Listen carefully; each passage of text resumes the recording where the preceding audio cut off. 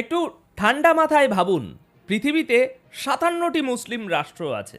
এদের কারোর কাছে আছে তেল, কারোর কাছে আছে ডলারের পাহাড়, আবার কারোর কাছে আছে বিশাল সেনাবাহিনী। কিন্তু গাজা বা মধ্যপ্রাচ্য যখন জ্বলছে, তখন এদের ভূমিকা কি? নীরবতা, পিনপতন নীরবতা। আজকে যদি প্রশ্ন করা হয়, সৌদি আরবের এয়ারফোর্স কোথায়, মিশরের নেভি কোথায়, তুরস্কের এত বড় সেনাবাহিনী কোথায়, কেউ কি আমেরিকার চোখের দিকে তাকিয়ে একটা কথা বলার সাহস দেখিয়েছে? কেউ কি বলেছে ইসরায়েল থামো, না হলে আমরা আসছি? না, কেউ বলেনি। কিন্তু এই পুরো সিনারিওতে একজন পাগলা ঘোড়া আছে, সে হলো ইরান। মনে রাখবেন, যখন সবাই ভাবছে কিভাবে নিজের গদি বাঁচানো যায়, ইরান তখন বলছে আমরা লড়ব। অনেকে বলেন ইরান নাটক করছে, অনেকে বলেন ইরান শিয়া সুন্নি পলিটিক্স করছে।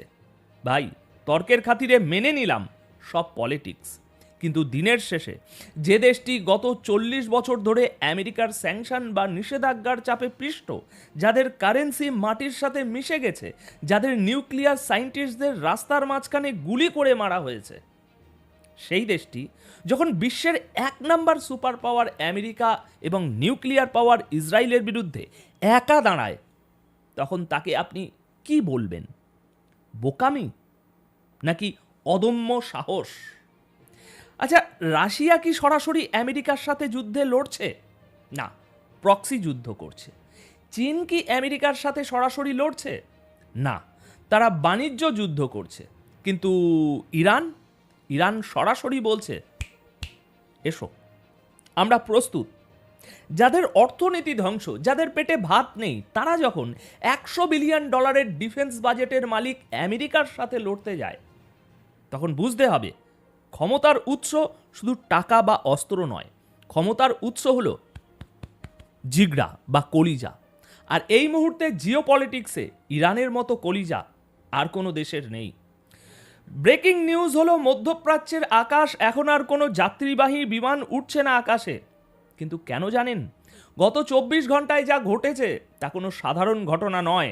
এয়ার ফ্রান্স, লুথানসা, কেএলএম, ইউরোপের বাঘা বাঘা সব এয়ারলাইন্স তাদের ফ্লাইট ক্যান্সেল করেছে, বিশেষ করে রাতের ফ্লাইটগুলো।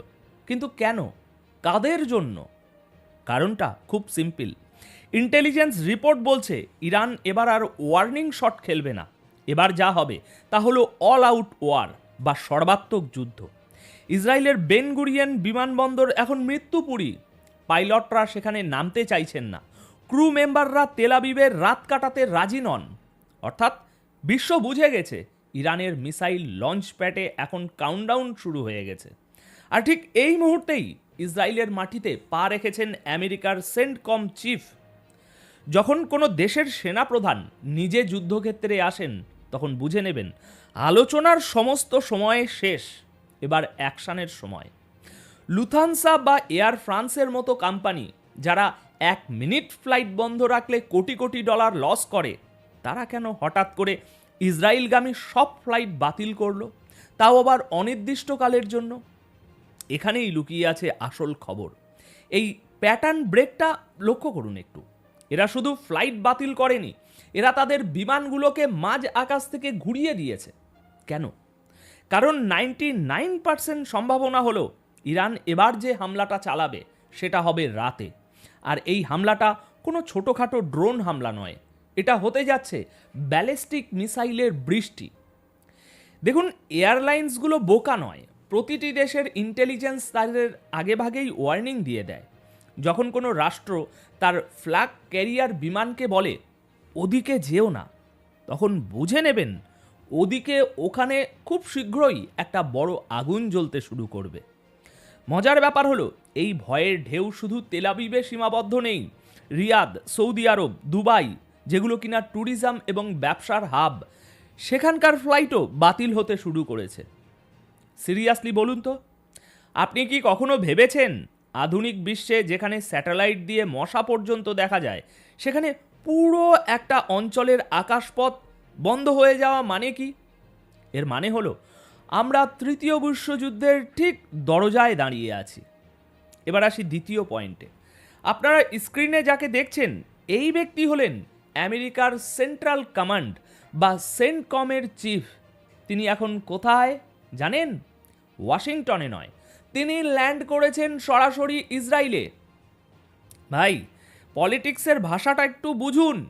আমেরিকার এই জেনারেল হলেন মধ্যপ্রাচ্যের মার্কিন দাদাগিরির প্রধান প্রতীক। তিনি যখন সশরীরে তেলাবিবে যান তখন বুঝতে হবে সিদ্ধান্ত নেওয়া হয়ে গেছে।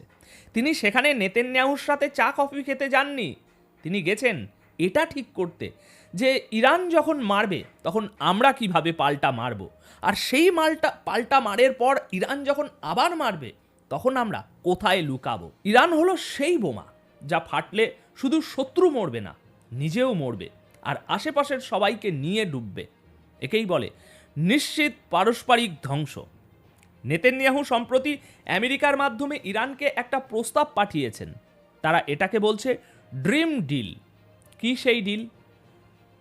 শর্ত 1, ইরানকে তাদের নিউক্লিয়ার প্রোগ্রাম পুরোপুরি বন্ধ করতে হবে। শর্ত 2, ব্যালিস্টিক মিসাইল প্রোগ্রাম ধ্বংস করতে হবে। শর্ত 3, সুপ্রিম লিডার আয়াতুল্লাহ খামিনিকে ক্ষমতা ছাড়তে হবে। মানে সিরিয়াসলি, এটাকে ডিল বলে? এটাকে ডিল বলে না, এটাকে বলে আত্মসমর্পণের পর মৃত্যু পরোয়ানা। ইসরায়েল এবং আমেরিকা কি ইরানকে গাদ্দাফির লিবিয়া বা সাদ্দামের ইরাক বানাতে চায়? ইতিহাস তো সাক্ষী, যেই দেশ আমেরিকার কথায় অস্ত্র সমর্পণ করেছে, আমেরিকা কিছুদিন পর সেই দেশকেই ধুলোর সাথে মিশিয়ে দিয়েছে। ইরান এই ফাঁদে পা দেবে না। ইরান পরিষ্কার জানিয়ে দিয়েছে, তোমরা আমাদের ধোঁকা দিতে চাও, তোমরা সময় কিনতে চাও, কিন্তু এবার আর কোনো আলোচনা নয়, এবার ফয়সলা হবে ময়দানে। ইরান জানে তাদের পিঠ দেওয়ালে ঠেকে গেছে। দেশে বেকারত্ব 50%, জলের সমস্যা, মুদ্রাস্ফীতি, জনগণ রাস্তায়। এই অবস্থায় ইরান সরকারের কাছেও যুদ্ধ ছাড়া আর কোনো পথ খোলা নেই, কারণ একমাত্র যুদ্ধই হতে পারে এখন ইরানি জাতিকে আবার এক করতে পারবে। জাতীয়তাবাদের আফিম বড় মারাত্মক জিনিস দর্শক। কাতার, তুরস্ক, আলজেরিয়া, পাকিস্তান সবাই তাকিয়ে আছে ইরানের দিকে। কেন জানেন? কারণ ইরান হলো সেই শেষ দেওয়াল। এই দেওয়াল যদি ভেঙে পড়ে তবে আমেরিকার পরবর্তী টার্গেট হবে তুরস্ক, তারপর কাতার, তারপর একে একে বাকিরা। ইরান এখন শুধু নিজের জন্য লড়ছে না, ইরান লড়ছে পুরো অঞ্চলের ব্যালেন্স অফ পাওয়ার টিকিয়ে রাখার জন্য। ইরান যদি আজ হেরে যায় তবে মধ্যপ্রাচ্যে ইসরায়েলের সামনে দাঁড়ানোর মতো আর কেউ থাকবে না। তখন ইসরায়েল যা চাইবে সেটাই আইন হবে। গাজা তো ট্রেলার ছিল, পুরো মিডল ইস্ট তখন সিনেমা হয়ে যাবে। তুরস্কের এরদোয়ান এটা বোঝেন, কাতারের আমিরও এটা বোঝেন, কিন্তু তারা নিরুপায়, কারণ তাদের অর্থনীতির চাবি আমেরিকার হাতে। একমাত্র ইরান সেই চাবিটা ছুঁড়ে ফেলে দিয়েছে অনেক আগেই। হারানোর কিছু নেই বলেই হয়তো ইরানের ভয়ও নেই। এখন পরিশেষে একটা কথাই বলবো, আমরা এমন এক সময়ে বাস করছি যেখানে চোখের সামনে ইতিহাস তৈরি হচ্ছে, আর এই বিশৃঙ্খলার মাঝে একা ইরান দাঁড়িয়ে আছে, এক হাতে মিসাইল আর অন্য হাতে নিজের অস্তিত্ব নিয়ে। প্রকৃতির খেলা বোঝা বড় দায়।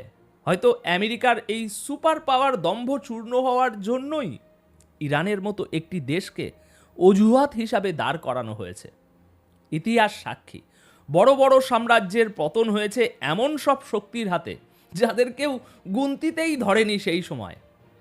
এখন আপনার কি মনে হয়, ইরান কি সত্যিই আমেরিকার সাথে সর্বাত্মক যুদ্ধে টিকে থাকতে পারবে, নাকি গাদ্দাফি সাদ্দামের মতো তাদেরও করুণ পরিণতি হবে?